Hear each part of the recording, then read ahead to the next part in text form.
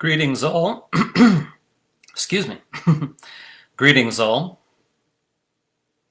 This is another office hours video or ask me anything video.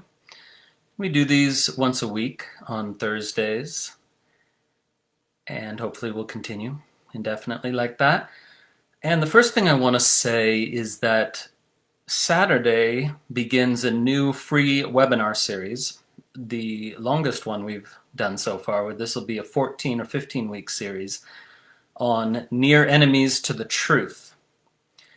So there's a book that I'm working on the subject based on my blog posts on the topic, and it'll come out in probably 6 months, I'm guessing. So this webinar series ties into that. And as I mentioned, it's a free 15-week webinar series. It starts Saturday at 8 or 9 p.m. London/Lisbon time. So I hope you all join that. That's going to be super juicy. It's going to generate lots of rich discussion, I'm sure. So aside from the first about 15-20 minutes of each call, it'll be discussion. So everyone, please get signed up for that, and we'll put a link in Tantric Yoga Now and on the YouTube channel for that. Okay. Questions. Now, the answers I give to these questions are spontaneous, unrehearsed, unscripted, so they shouldn't be considered the final word on these topics by any means. But still, hopefully, they're quite valuable to some. Okay, so the first question is, can you explain the process of śaktipāta and how one would go about connecting to a tantric guru that can provide this? Yes, śaktipāta in Hindi, or śaktipāta in Sanskrit, has really two quite different meanings in the original tradition and in the modern period. So this needs to be explained before the question can be properly answered, because in the modern period, śaktipāta is used in much the same way that the classical tradition uses the word saṃskāras, as a kind of transmission, a transmission from guru to disciple, right? And this transmission is thought to awaken Kundalini Shakti or provide some sort of awakening, some sort of energetic initiation as well. Now, again, I'm talking about the modern usage of the term, 19th, 20th century usage. And indeed, for example, Siddha Yoga lineage and the Tirth lineage and several others, it's used in precisely this way, as a kind of energetic transmission from a master to a disciple that is an awakening transmission. So the original tradition never used śaktipāta in that way. They would instead use the term saṃskāras for that. So how did the original tradition use the term? Well, as it happens, I wrote a PhD dissertation on this subject. The dissertation focuses on two key terms, really, śaktipāta and Samāveśa. So I have done a lot of research in this area, and it's absolutely crystal clear, beyond a shadow of a doubt, that the original tradition uses the word śaktipāta to mean awakening, spiritual awakening that often occurs spontaneously. So in the original tradition, it's not the guru who gives śaktipāta at all. It's the original tradition just says it's God, it's the divine, it's the universe, because they acknowledged and stressed this point that śaktipāta can happen out of the blue to anyone, or it can happen in a particular context. So śaktipāta is the initial awakening that gets people onto the spiritual path. Now, some classical lineages teach two śaktipātas, one which makes you a seeker and another which makes you a finder, as it were. So the first would be the initial awakening that causes you to seek a spiritual path, that opens you to a spiritual life. What in America used to be called getting religion 100 years ago, that term meant a kind of awakening that then causes you to become a spiritual seeker. And then in this doctrine of two śaktipātas, which is not universal, but the second one is the awakening you have when you find your path, when you meet your teacher, or when you find the path that's right for you. It ignites something within you, which is sometimes also called a śaktipāta. But the first instance is much the more common use of the term. So it's said over and over in the classical tantric scriptures that one who receives śaktipāta, which is, by the way, literally translated as a descent of power or a descent of grace. It's translated both ways. And I have not only a dissertation on this subject, but a much, much shorter and possibly easier to read academic article, a kind of monograph, maybe 50-page article, published in the Journal of Indian Philosophy on this topic, the descent of power. But that's a metaphorical term, descent of power. It's like, because again, śaktipāta comes from God or Shiva or the universe. So it's metaphorically described as a descent of power or grace. And in the original tradition, this was not linked to Kundalini at all, but it is in the modern usage. So in the classical tradition, if you receive a śaktipāta, this descent of power that's your initial awakening that makes you into a seeker, then sooner or later you will seek out, a path, a teacher, initiation possibly, and the teacher who sees you as a prospective candidate for the tantric path would examine you for signs, chitnas in Sanskrit, signs that you have indeed had this awakening. And those signs are things like devotion. Maybe you spontaneously start tearing up when you hear the teachings, or when you hear the mantras or the hymns of the tradition. Also signs of reverence towards the teachers, towards the teacher, towards the teachings, towards those who are practicing the teachings, and these sorts of things. So there are many, many possible signs of śaktipāta, but the number one is probably earnest devotion, that bhakti has appeared in this person where it wasn't evident before. They've had an opening of some kind, something like what we would now call a kind of opening or blossoming of the heart chakra. So there are many other signs, like I say, but that's the central one that's stressed. So I do tend to side with the classical tradition on this issue, because I think pedestalization of gurus has been a huge problem and has caused a lot of damage. So you may indeed receive a kind of transmission or spontaneous awakening through a guru or through a master, but even if that happens, you're supposed to understand something very important, that it didn't come from them, it came through them.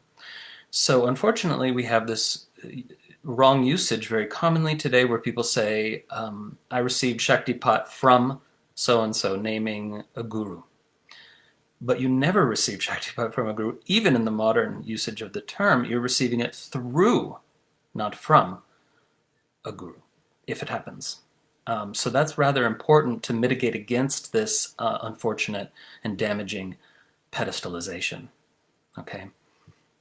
But yeah, I think, I love the classical tradition. That's, tradition as it flourished between the years 800 and 1200.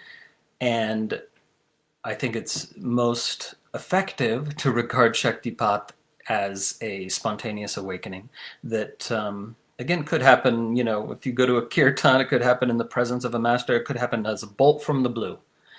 And the tradition stresses that it's not due to karma, it's not due to worthiness, it's absolutely mysterious. Why does one person have this spiritual awakening and not another? And why do they have it at this time and not another? Because they're said to be ripe. They're ripe for it. And when their life circumstances allow it, it happens. But it's not dependent on karma. If you're ripe, you're gonna receive śaktipāta no matter what. It could only be a little bit delayed by life circumstances that don't make room for that influx of grace. So that's very, very important. You can't earn it. You can't deserve it. It's just a miraculous thing that happens. Okay, so of course, in the late medieval tradition and early modern tradition, then they came the articulation that śaktipāta is often, but very much not always, accompanied by experiential phenomena that we now call Kundalini awakening. So the terms do become more and more associated, meaning śaktipāta and Kundalini. They become more and more associated over the centuries. But there's no such association in the classical tradition per se. And I'm not saying any right or wrong about that. This is about the shift in semantic value, the shift in how terms are used and which terms are associated, which are seen as partial synonyms and which are not. That changes over time. There's a thing called semantic shift. Words have meaning in the contexts in which we use them and in the ways in which we use them. So this is not about right or wrong. This is just about how people are using these terms and what they're intending by them at different eras, different periods in time. Okay, so that's the short answer, and even so, it was a bit long, perhaps.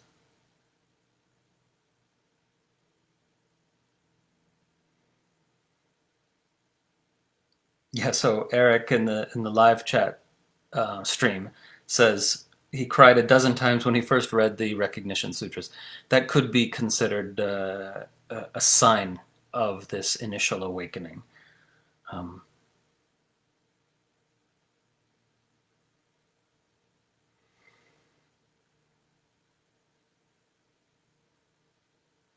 And Hema, who asked the original question, I believe, says, I've had the spiritual awakening that made me a seeker, so I think my question is about śaktipāta becoming, in the sense of becoming a finder now. So yeah, you stay open, you're open to grace, you keep your eyes and ears open, and you pray, and you set your intention, and you keep looking around, and at some point you'll encounter a feature of a given path, whether again that's a mantra, a teaching, a transmission, any number of things that are specific to a specific path that feels like a kind of lightning bolt, perhaps. I mean, there's many ways it can manifest, but then that is usually evidence that this is the path for you to be on, at least for a time, if not for this lifetime, right? And again, that's not something that a teacher or guru needs to consciously transmit to you or anything. It's not dependent on the guru, and that's important. So I think, in the 21st century, somewhat of a return to this classical usage is good. It's good for us because, in fact, your awakening is facilitated and assisted by a teacher or multiple teachers, but it is not dependent on them. And that's quite important. Okay, so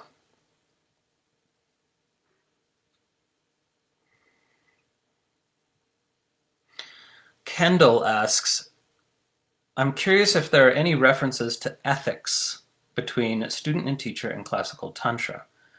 Yes. Answer, yes. But she goes on to say, in terms of sexual boundaries, I've been a bit hesitant to engage too deeply with Tantra because there's a lot of messiness there. Just wondering if there's guidance that's being ignored.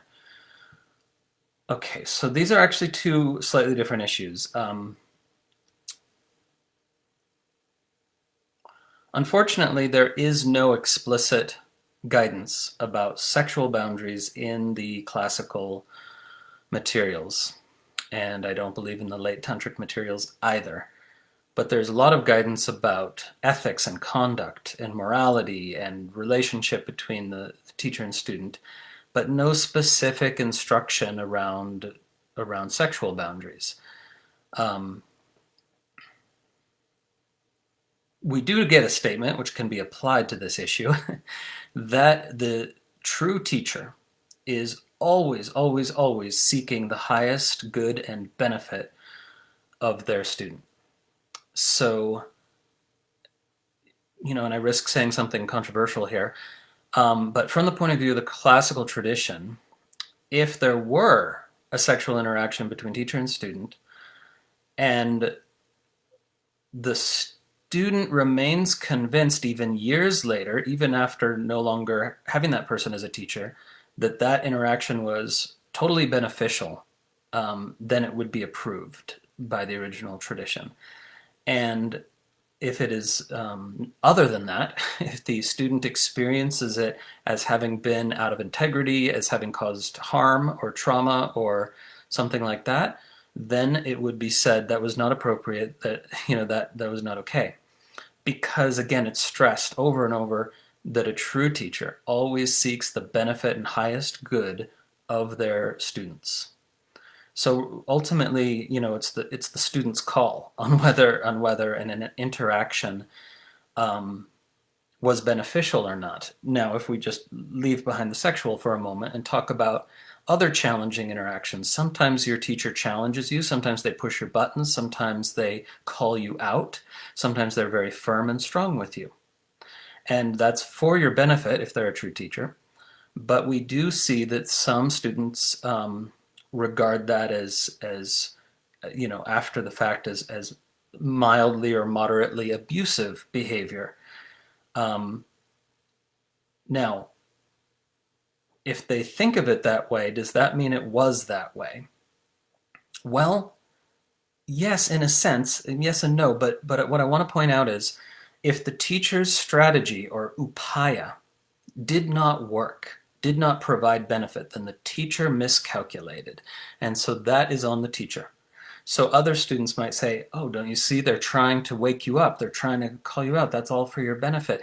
But if that particular student didn't experience it that way, even after sitting with it and digesting it, as best they can, then the teacher has miscalculated in their upaya. They have misidentified what is effective for that student if it wasn't effective, right?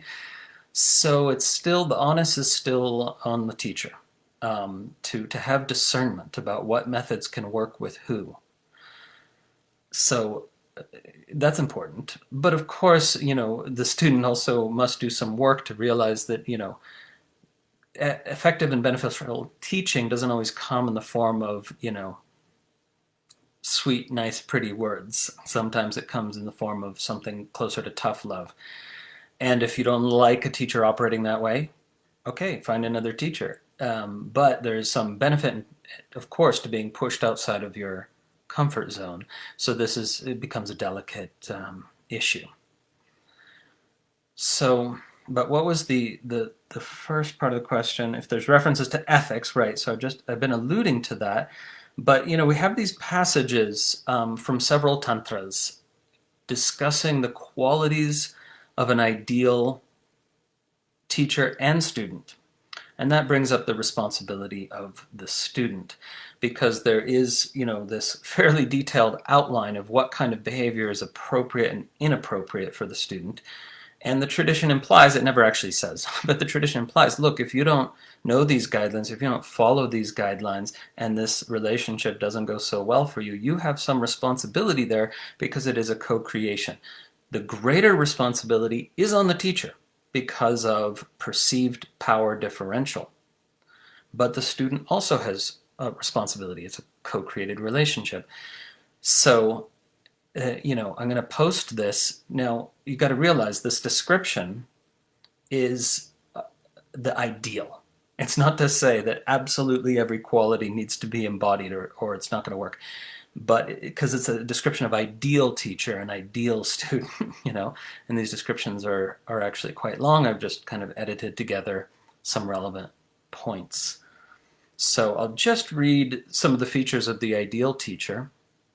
Not the ones for the student. It's quite long. I don't want to take all the time on the call. The ideal teacher has these qualities: knowing the truth of all the scriptures, the agamas and tantras, knowing the application of mantras, knowing the truth. Oh no, I already had that. Oops, gotta edit.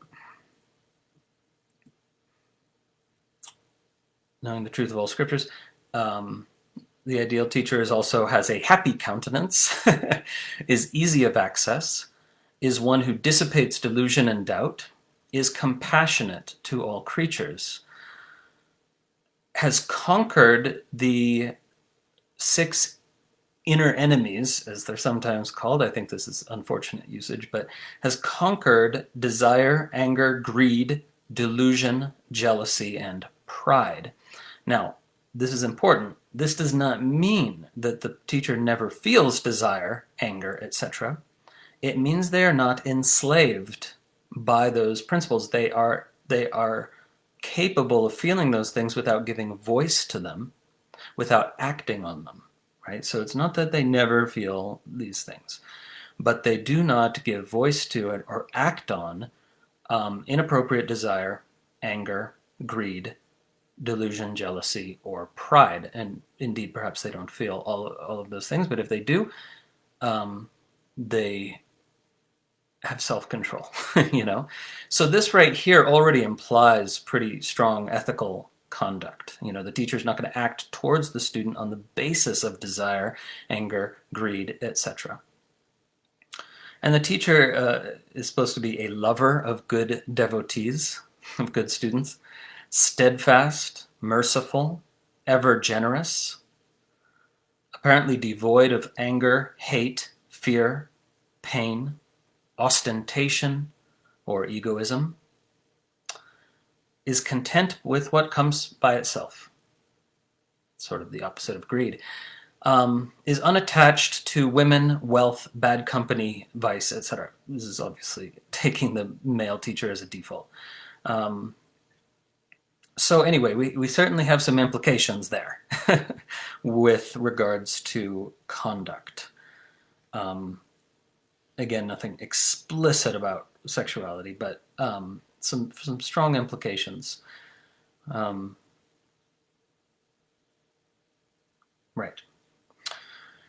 Okay, so there's a lot that could be said about that topic, and doubtless we'll discuss it more.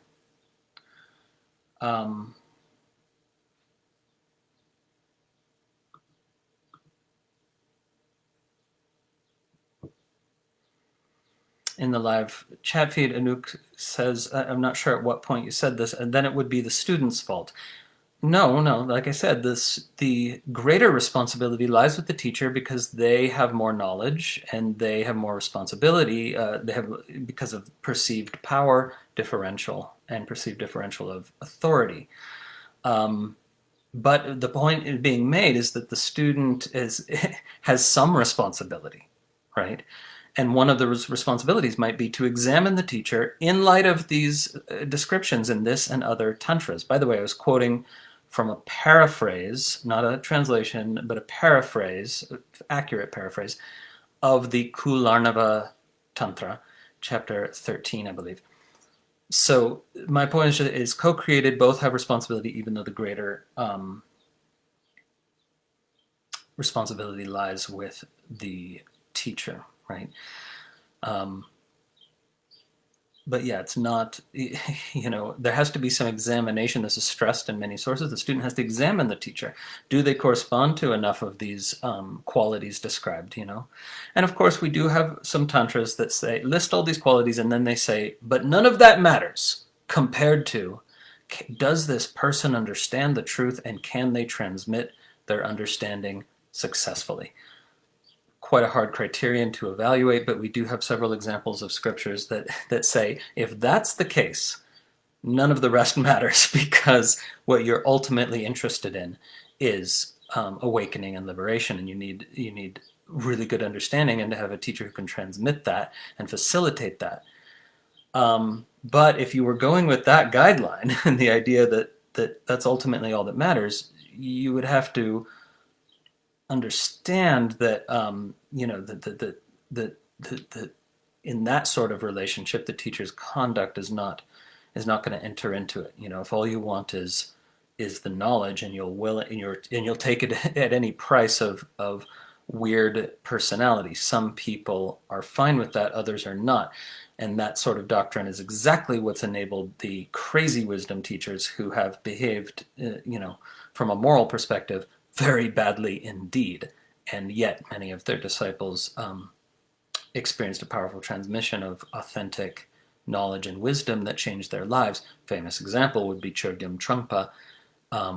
Most people today would call him abusive, possibly crazy, and yet the proof is in the pudding. There's a lot of disciples of Chogyam Trungpa that became prominent and powerful and ethical teachers, much, much more ethical than he presented as. So I'm just kind of outlining, this is for you to decide where you land on this.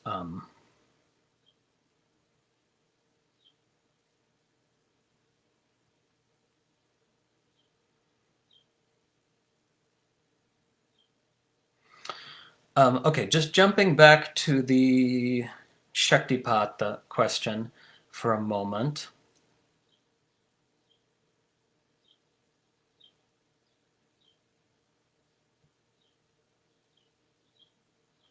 There's actually more questions coming in the live feed. Live feed seems to be working this time.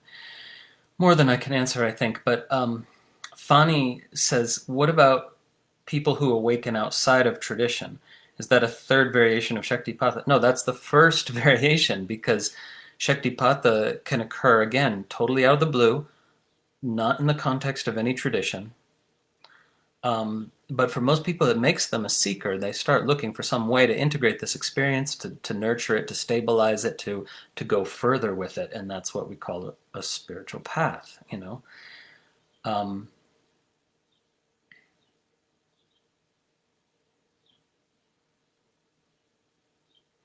But then Fani goes on to say, is the term śaktipāta a way of speaking about the tendency within consciousness or being to become self-aware? Yes. Śaktipāta happens ultimately because of the innate desire within consciousness to wake up to itself. But we cannot say, why did it happen to this person and not that person? That's the mystery part. But yes, of course, it's rooted in the desire within consciousness to awaken to itself. The icha shakti within consciousness, not exactly desire. It's more like an impulse. And it's in everyone. It's just that it doesn't necessarily ripen or fructify in a given lifetime. Might be in some future lifetime. It's a traditional doctrine.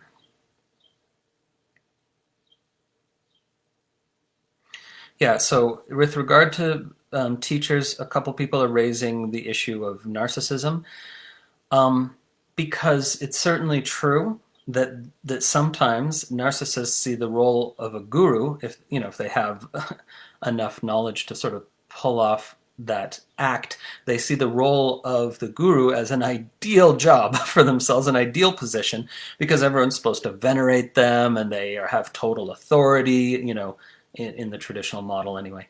So, it's something that could potentially draw a narcissist.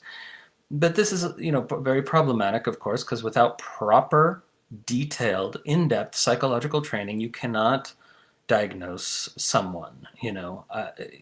It's not okay. It's not accurate to think that you can watch a YouTube video or two on the signs, symptoms, and qualities of a narcissist and then go around diagnosing people, because it's much more complex than anything that could be communicated in a YouTube video, and almost everyone is narcissistic to some extent.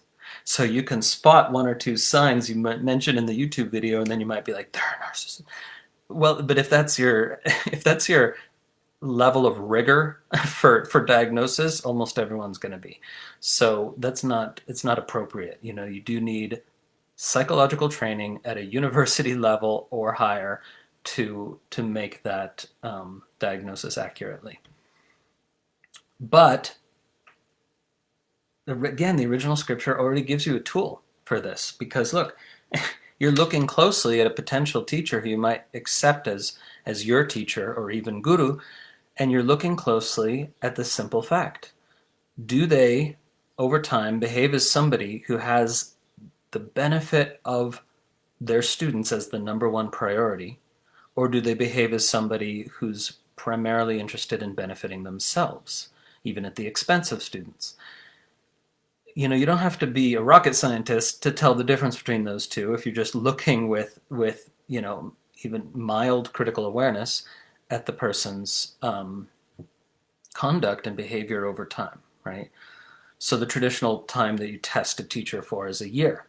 And that's enough to get a good, strong sense of, is this person primarily interested in their students' benefit or their own? So that's the question I would have you ask, not this red herring about narcissism that you're not qualified to evaluate.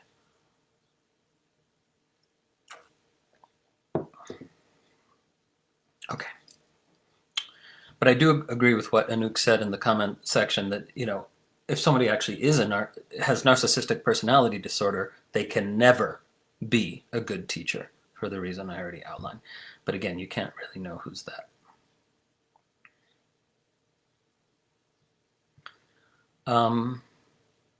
Okay, back to the main questions here. Anna Lane asks, if it's true that Samāveśa is a state of awareness completely in tune with reality, what is the meaning of pūrṇatā? Well, pūrṇatā is a experience of fullness, right?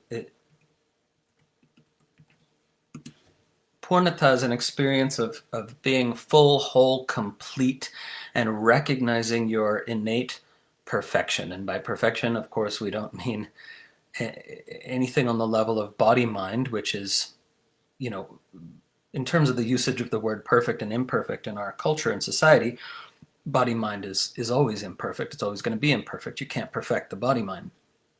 But your innate being, your intrinsic being, your essence nature, is always already perfect. And pūrṇatā has those connotations of perfection, but also mainly fullness, wholeness, completeness.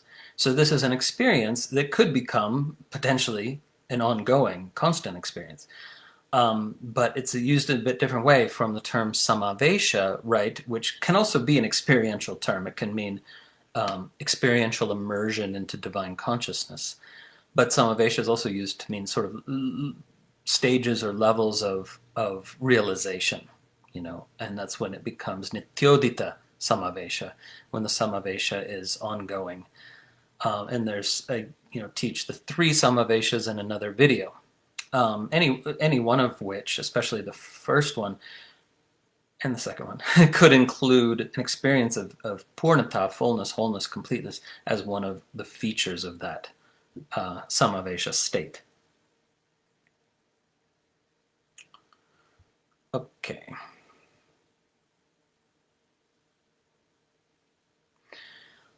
And jumping back to teachers and students one more time, somebody mentions coercion. I hope I don't even need to say that a true teacher who has their students' best interests at heart will not engage in coercion. Not only not sexual coercion, but not financial coercion, no form of coercion, no form of manipulation, right? So I would hope that would be obvious, but okay. Lena says, please explain Kālī in the Tantric tradition. Well, this is a huge topic. I could have gone even longer there. There are many, many, many forms of Kālī in classical Tantra and late Tantra. And she, in a sense, is the prototypical paradigmatic Tantric goddess. And originally she was purely Tantric, meaning Kālī's iconography, veneration, worship, sadhana of Kālī was not taught publicly, ever, for a long, long, long time. It was purely Tantric. only tantric practitioners had access to. She was a tantric goddess. She wasn't a mainstream goddess. But at some point, she, the cat got out of the bag, as it were, and she went global. But we have this tantric scripture, never published because it's so massive and difficult to translate. But the Jayadratha Yamala teaches dozens and dozens of forms of Kālī, fiercer forms, less fierce forms, all kinds of forms, formless forms as well. Because in the Krama tradition, also known as the Mahārta lineage, Kālī is taught to be undepictable.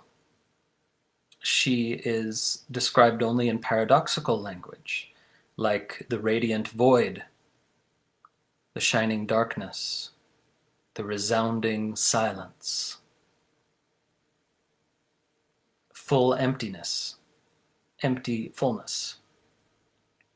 And she's said to be undepictable in that lineage, and she's taken as the ultimate divinity, as the highest divinity. Whereas other lineages did depict her, and often in ways very different from the Kālī you have seen, because the Kālī you have seen is very likely East Indian in form, Bengali or other East Indian form of Kālī. Whereas in Kashmir, there is this very different form of golden skin, not black, with 20 arms and and semi-benevolent, semi-fierce in appearance. Many different forms. Big topic.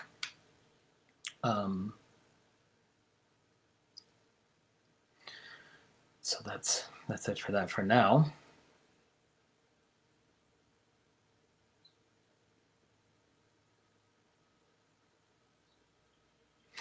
Okay, Anish, he cites the example of this Buddhist book, the Mind Illuminated, because it's very systematic, detailed, and rigorous manual for meditation and concentration practices. And he wonders if there's anything similar within the Tantric traditions that treat concentration or any practice with the same depth, rigor, detail, and systematicity.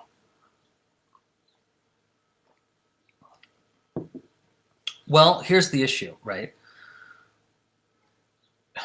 Our minds do work quite differently from the minds of people 1,000 years ago in India.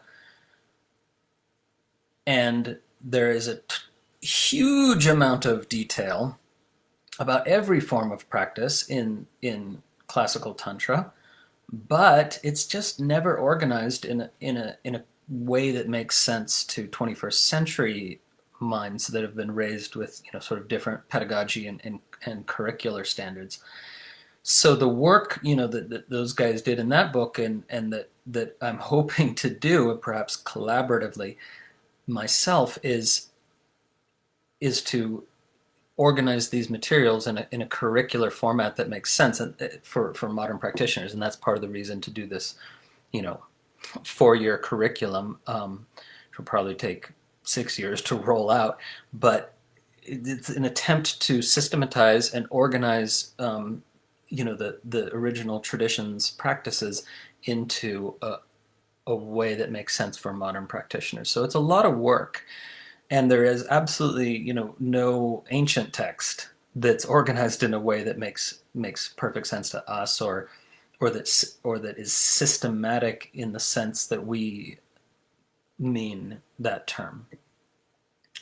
So we're working on it, and the Buddhists, are ahead of us in that regard of doing that sort of systematic curricular organization. Okay.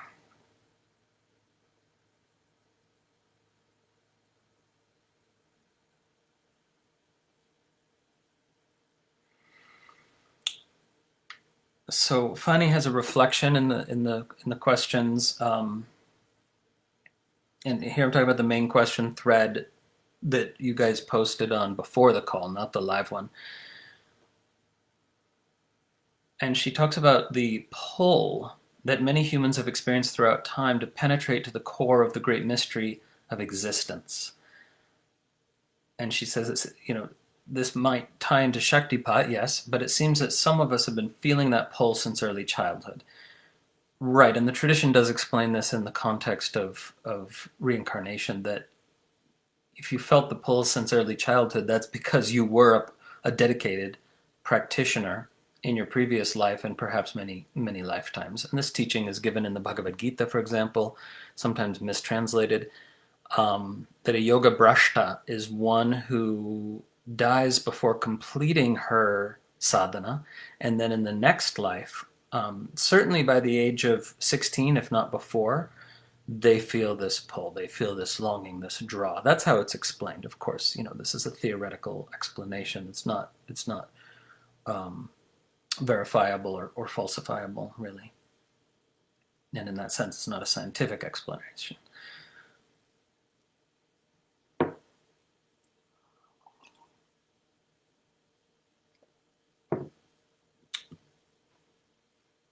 I'm just reading her question, which is more of a reflection.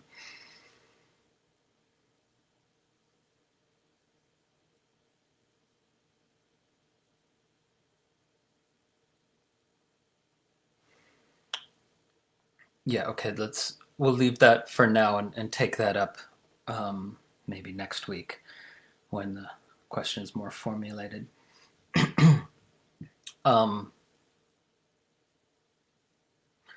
Anish says, I'll soon have a period of a few months to maybe half a year during which I'll have massive amounts of free time, which I can dedicate to practice retreat and decompressing from my old mode of living and being. Any advice for such a period? What's the maximum amount of time I can or should do sitting practice in such a case per day? Excuse me. Really, if you're, with the only exception being on retreat in community, really it's best to not sit more than, let's say, 45 minutes twice a day. And that's because more sitting than that, more meditation than that, can easily turn into a kind of very escapist sort of thing, which is altogether too removed from embodiment and living in the world. So this is very much a tantric recommendation that if you're on retreat with teacher and community, then you could meditate more hours a day for sure in that context with that container. But in general, in your home practice or in personal retreat, twice a day, 45 minutes each, not more than that. And then micro meditations, as many as you can, all over the place, micro meditations. But embodiment is also important, exercise, stretching, exploring the body, exploring your relationship to food, making your own food, eating consciously while not doing anything else. These are all, great things to do. It's an opportunity to do rigorous dinacharya because, dinacharya guidelines in their full version, are pretty strict and somewhat time-consuming. But if you have nothing else going on, you can explore the effect of those dinacharya guidelines, which Kavita is the expert in. I know a lot about it, but Kavita is the expert.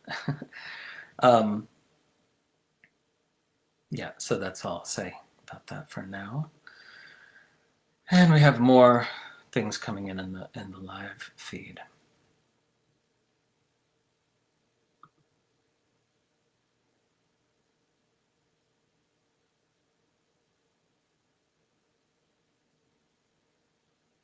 Yeah, I see a good comment from Ashton chiming in about this. Yeah, it's super important that your practice is not making you more and more sort of distant from the world. And that's easier to happen with intensive practice, so you want to be really, really balancing what the elements of a personal retreat.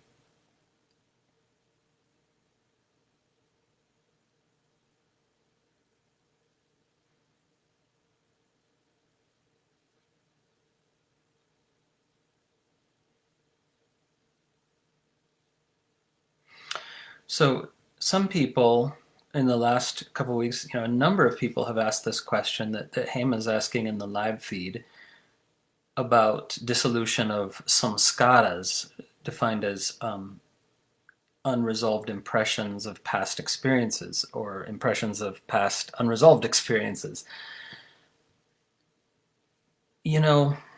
Um,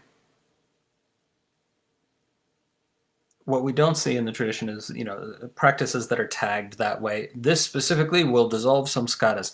It's more the sense that all the practices taken together dissolve and give opportunity for the digestion of saṃskāras. So some saṃskāras need to release and dissolve, some need to be digested, but that all tends to work itself out as you continue doing all the practices. So the context of a total sadhana creates this opportunity. So the foundations course, the free foundations course, is really designed in this way that if you're doing all the practices in the foundations course, which might not be practical depending on how much time you have, but it is a complete set of practices. And so this was, kind of my idea is to offer for free. It might not be free indefinitely, by the way, for good reasons of the institute needing a certain amount of revenue to pay back its investors, blah blah blah. But anyway, it is free now, so do it now if you haven't yet done it. And it is a complete set of practices that if you're doing all of those or most of those, samskara dissolution will occur naturally in the process. So the really answers to which practices to help you dissolve samskāras, all of them in relationship to each other, really. Yeah. Okay. Back to the main question thread. Leslie says,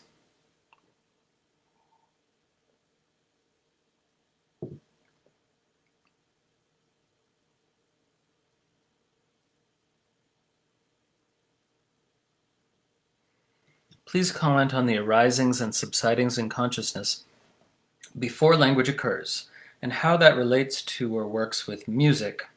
For example, I understand that the letters that spell chair are not the object upon which we sit. Right. Distinction of signifier and signified. You can't drink the word water, and you can't read by the light of the word sun. And this teaching is used to distinguish map from territory, that is, spiritual teachings from what they point to. So that is important. The language of, for example, the word chair only points to an arising in consciousness that is chair flavored. She's like, you could picture the image of a chair, remember chairs that you've sat on.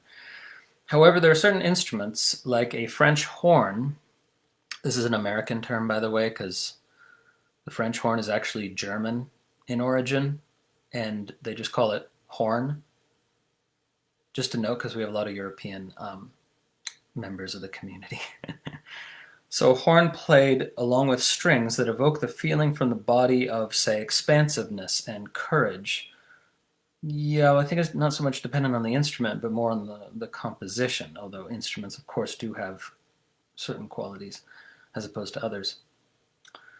Other songs and instruments, like a harp or English horn. What do you mean English horn? Can evoke a quiet lullaby feeling and no words are involved. Are these emotions and body sensations that come because of the instrumental music also conditioned? Doesn't seem like they are. Well, I'm not really qualified to answer this question in full, but the brief answer would be yes and no. It's partially due to conditioning, because just look at the fact that oftentimes music produced in one cultural context is not resonant for people of another cultural context. I have tried to listen to sort of classical Chinese music, and almost always I just cannot get into it. I'm like, how do people, like this at all? I don't know. Now, having said that, of course, there are compositions and sounds that are more cross-cultural than others for some reason. Like, people certainly can hear music composed in a different cultural context that is profoundly resonant for them, even without conditioning in that direction. And now we can't, we're now well past the point where we could really prove or disprove anything about this, because everything's globalized,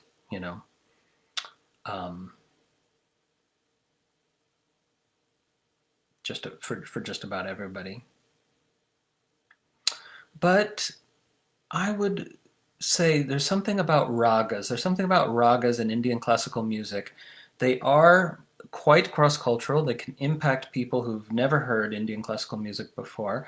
And ragas are specifically designed to elicit certain bhavas, certain emotional states or moods, especially when played at certain times of day.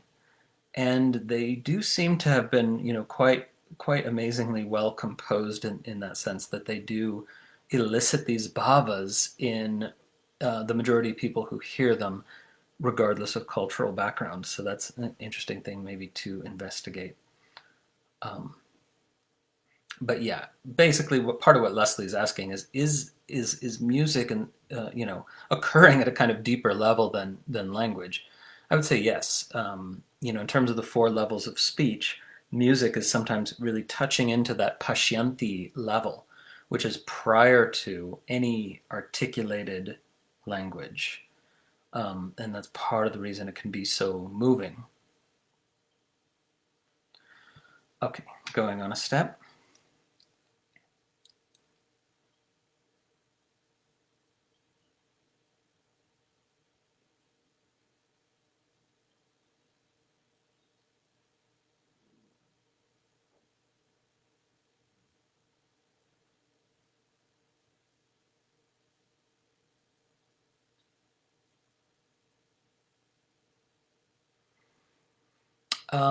Mark in the live feed now, Mark asks about the new Mahāvidyā retreat. We just completed 5-day retreat that was live, and now it's available as a recorded retreat that you do as a personal retreat.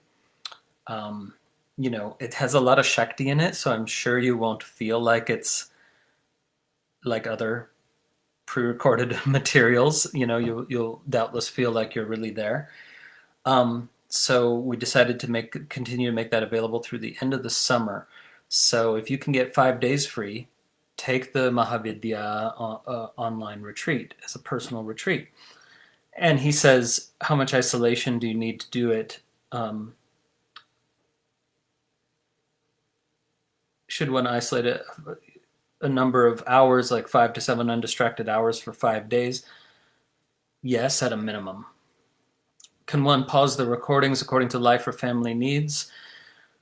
For the maximum benefit of that retreat, you need to pretend that you're on retreat in person. And if you were on retreat in person at our Portugal Retreat Center, you wouldn't be able to pause in the middle of a session and, do something for somebody or answer your kid's question or whatever. So we do recommend that you have childcare. Or a partner who's willing to take that on, hopefully for the benefit of all beings, right? So they don't see it as just being for your benefit, hopefully. So ideally you give 5 full days undistracted to the retreat, but if you can't do that, then 8-10 hours a day undistracted. If you want to get the benefit of the retreat, it was designed as a retreat. It's not a course. It's not a workshop. Okay.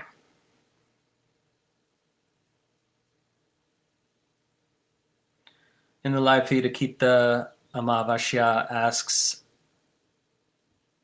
or Samāveśa asks, do you meditate while playing music? Generally, no. There is a VBT meditation where you meditate on music, but most meditation needs to be music free because you need to have one pointed focus.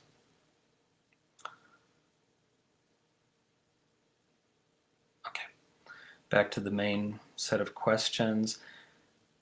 Jenny says, Yoga Nidra is a tantric practice. What is the purpose for the practice, and does the practice affect the body-mind or disrupt energy patterns? Well, it certainly affects the body-mind. All the practices affect the body-mind, or they're not good practices.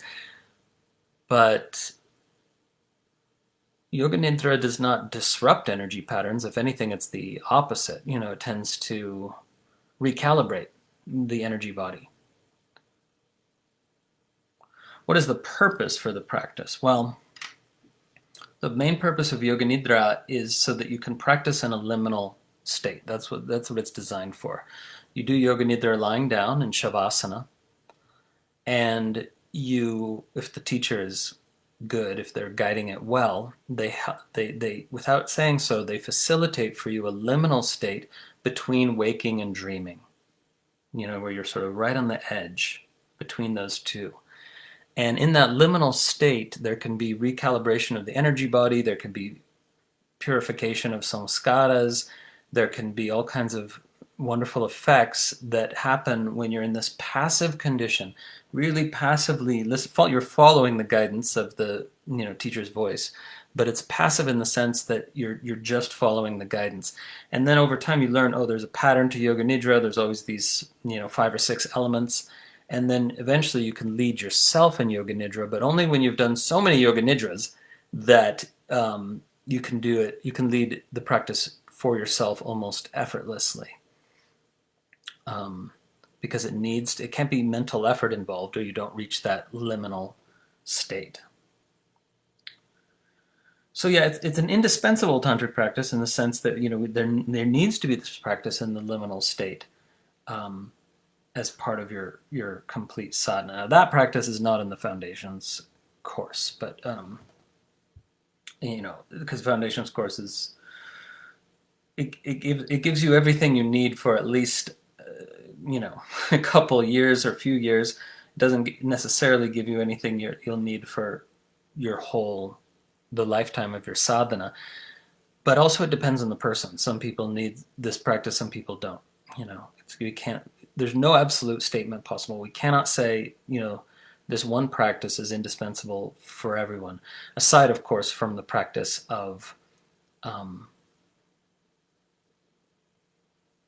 simply being with what is, tattva bhavana, I sometimes call it, fully being with reality. That's indispensable for everyone, but that's really probably the only one we could say that about.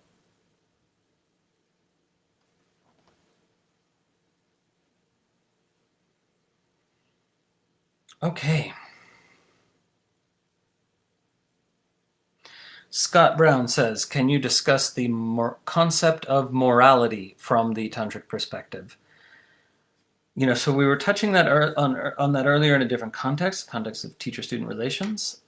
But here's the thing about morality that makes Tantra different from religions and attracts some people and upsets others, right? Because in Tantra, there's never anything like, 10 commandments or, these are the unforgivable sins or these are the things you must never do, or these are the things you must not. We get recommendations such as the ones we've already heard in particular contexts. But here's the tantric view on morality, that since Tantra is not a religion, it can be a way of doing religion, a way of doing Shaivism or Buddhism or Jainism or even eventually maybe other religions. There's some people exploring how would we create a tantric Christianity, for example. John DePuche in Australia has written about that. But the point is that since Tantra is not a religion, it doesn't have these commandments. It doesn't have this morality built in, and the reason for that is because the goal in Tantra is not to be a nice person. The goal in Tantra is not to be a moral person. The goal in Tantra is to realize your essence nature, abide in it, and then go through the integration process of letting all the layers of your being receive the imprint, even the impact of essence nature, right? So that all the layers of your being start aligning with essence nature, body and mind and so on.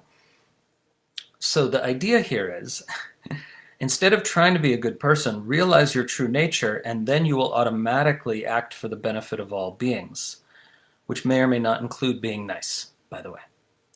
But when you're rooted in essence nature, for many people are spontaneously, effortlessly compassionate who are rooted in essence nature, but interestingly, not all of them, not quite all, not all people have that side effect of rooting in essence nature. But if you're truly rooted in essence nature, you automatically the great majority of the time, if not all the time, act for the benefit of all beings, where all beings, of course, includes yourself, doesn't exclude yourself, right? But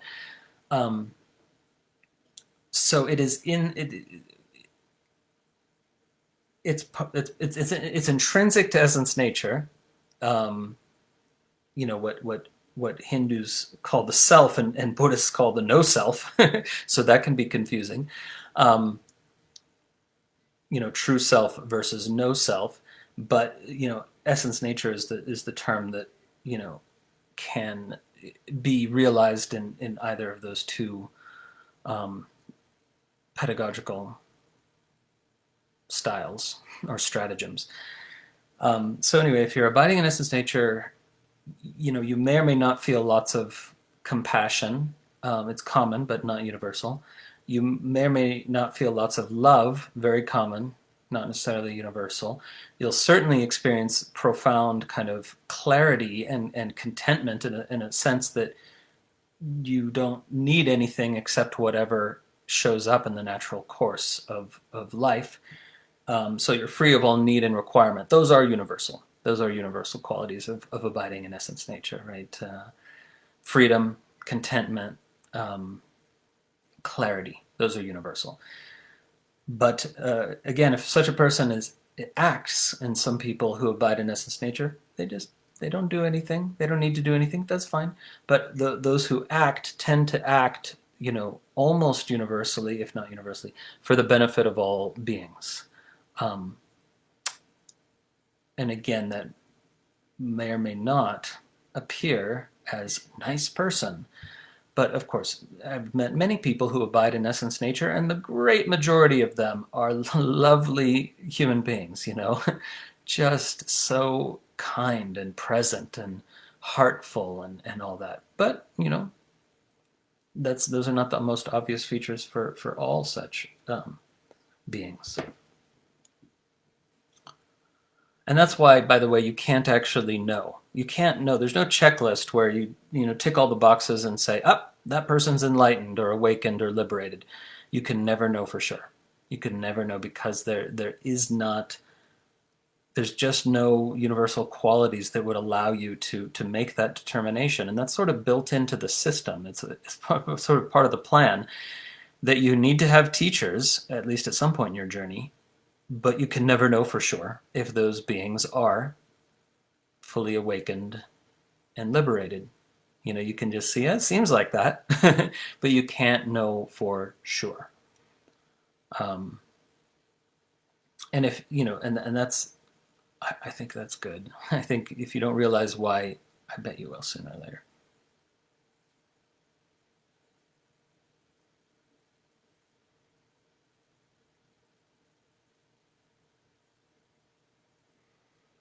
Okay, we have some nice comments in the live feed. Not going to read them all.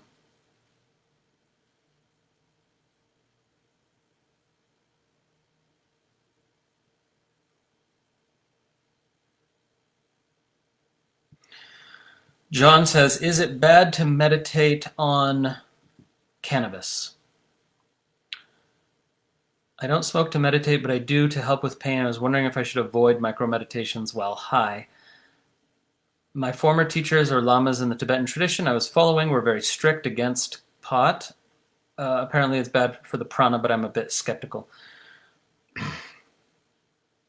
Too much cannabis absolutely does cloud the energy body. How much is too much? I can't say. But you know, daily usage is certainly too much, in my view. I wish I could say otherwise if it's effective for you medically, but it clouds the energy body. It really does. And it doesn't lead you to ever-increasing clarity. It leads eventually to more and more obscuration.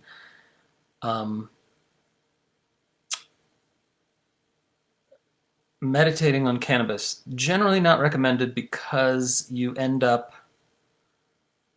you know, sort of enraptured with your own mind, with your own interesting thoughts. Maybe not for everyone, but that's very, very common. You know, it draws you further into the mind layer, which is not the goal of meditation, of course. Also, there's artificially enhanced significance with cannabis and other psychoactives, very, very common, mushrooms, LSD, so on, DMT. Artificially enhanced significance. That is to say, part of the effect of the drug on your brain is that a thought or realization, which would normally be cool or insightful or very interesting, becomes, oh my God, that's the most amazing thing ever. And we like having that experience. I liked having that experience too. Of course you do. It's fun. It's fun to be mind blown and be like, most amazing thing ever, dude. But it's a function of the drug on your brain that things, if insights come, they come with this artificially enhanced significance. And the problem with that is then that the insight becomes part of a belief system. You have this insight, so then it becomes a belief, and it starts to, sort of ossify, sort of like petrify in your mind structure. Whereas insights need to be ever refreshed. There's no insight which okay, with a very, very, very, very few exceptions, there's no insight that is applicable in all times, places, and circumstances. So that's part of the problem with belief systems. So when you have this artificially enhanced significance around an insight, it's likely that that you take it on as some kind of ultimate truth that you decide to believe, but ultimate truth cannot be expressed in words. So there's that. There's a lot to say on that subject.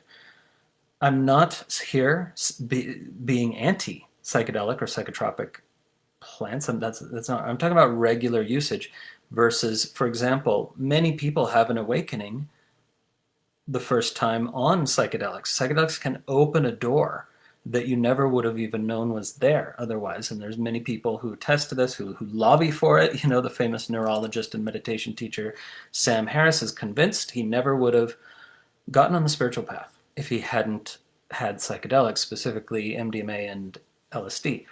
And he encourages other people to, that might be an effective doorway for them.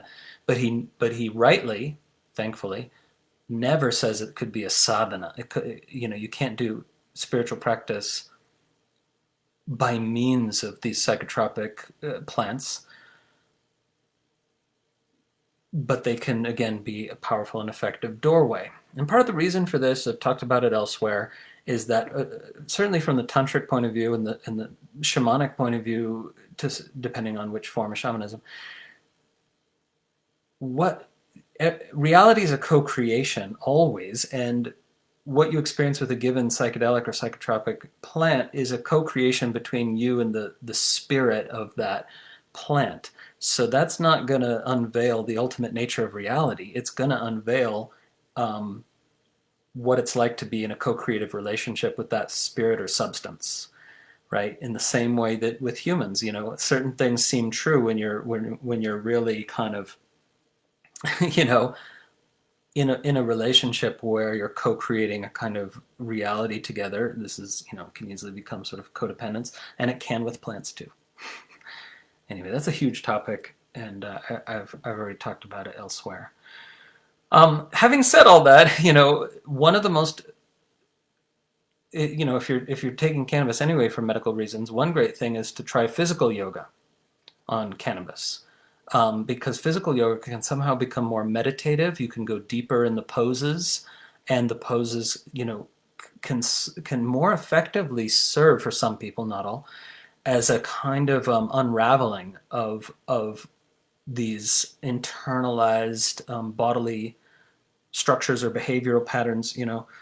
So some people do find, I think there's plenty of anecdotal evidence for this now, that physical yoga with a moderate amount of cannabis is somehow more effective, and especially for saṃskāra release, interestingly. But again, not for everyone.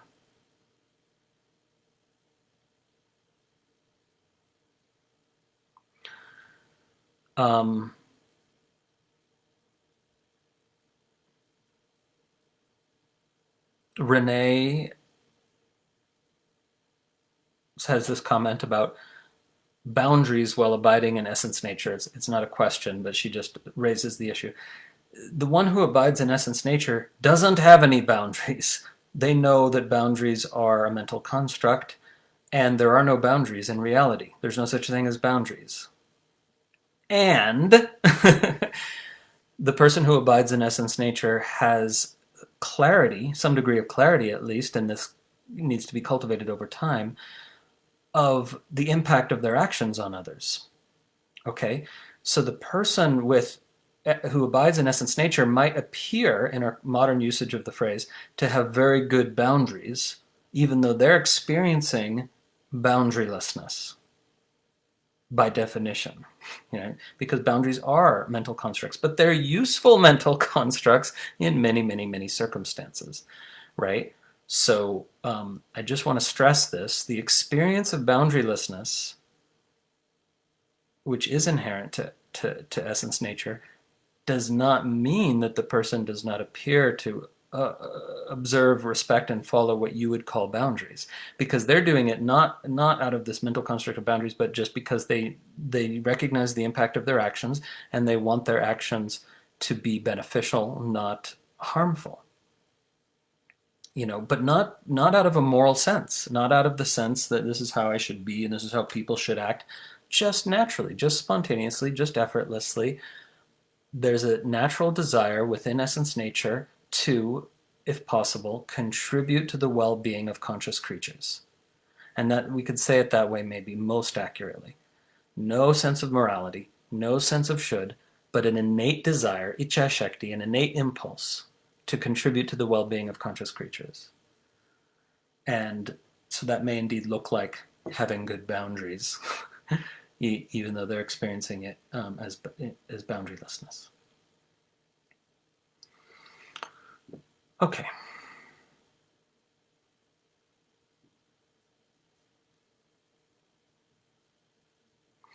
Well, we're about out of time here, and I think we've covered the ground pretty well.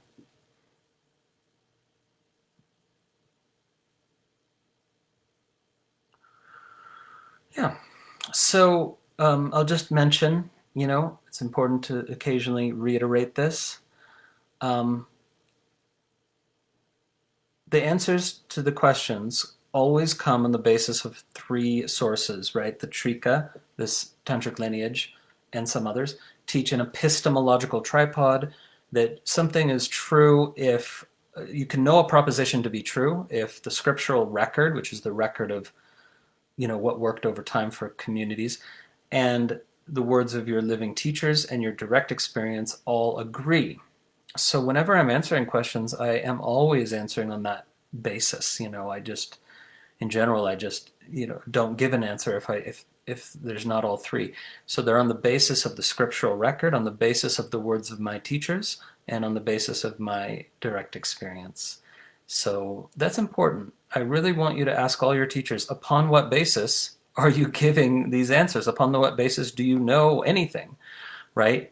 Every good teacher needs to be able to answer the question, how do they know what's true, and what is the basis for the answers or information or teachings that they're disseminating, right?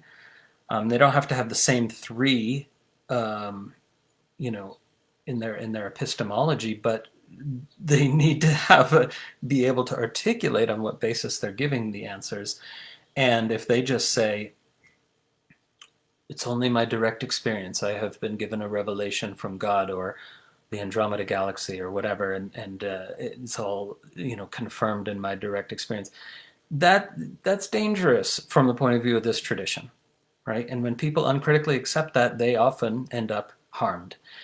So there's got to be checks and balances, and so that's why it's also a system of checks and balances. Scriptural record, oral transmission of living teachers, your direct experience, each check and balance the others. So I would say every teacher needs to have three. That's just how systems of checks and balances work. That's how the American government was supposed to work. It's not working anymore, which is the number one reason American government is going down the tubes. Okay, I got political there for a moment, but it's not partisan. Both parties are going down the tubes. And that's because we don't have a successful checks and balances system anymore, judicial, legislative, executive branch are supposed to check and balance each other. When you don't have that, you don't have a functioning democracy anymore, or republic. Anyway, I didn't mean to get political. It's just a point that you need 3. So ask your teacher, 3 or more. 3 or more. What are your criterion for truth? That's my argument. You're going to be a lot safer if you stick with teachers that have 3 or more criteria in their epistemology. Okay, that's it for today. After this, I'll do a short video on VBT verse 100, so stay tuned for that. Thank you all for being the best community ever. We're just so blessed to have tons of very intelligent people in this community who ask very intelligent questions, but it's not overly intellectual somehow. Like, we have so much heartfulness, so many kind, loving, generous, giving hearts in this community. So this balance of kind of intellectual rigor and open-heartedness, I think, is ideal for any spiritual community. It's so wonderful that we have hundreds, if not thousands, of examples of this in this community. So it's really, it's down to you guys as much as anyone else. Sure, I and Kavita and others hold the space, but it's about how you show up too. It's all a co-creation, and I think you guys are amazing, and I see you supporting each other and finding your way, and it's beautiful. I don't think it's artificially enhanced significance if I say, best community ever. I'm entitled to my opinion on that. Anyway, Om, lots of love and blessings to each and every one of you. May you be healthy, may you be happy, may you experience how blessed you are, may you realize your freedom, may you be free from fear, may you be awake. Om.